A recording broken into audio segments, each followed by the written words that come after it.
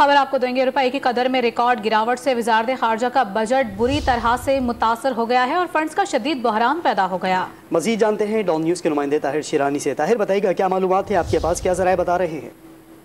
देखें, रवा माली साल के लिए जो वजारत खारजा का बजट है वो 186 रुपये के एक्सचेंज रेट के हिसाब से बनाया गया था, लेकिन क्योंकि अब जो $1 है वो 283 रुपये तक पहुंच चुका है, 52% इसमें कमी हुई है रुपए की कदर में, तो इस वजह से जो वजारत खारजा का बजट है वो बुरी तरह मुतासर हो गया है और वजारत खारजा में फंड्स का शदीद बहरान पैदा हो गया है, जिसके बायस वजारत खारजा ने रवा माली साल के लिए इजाफी फंड्स मांग लिए हैं।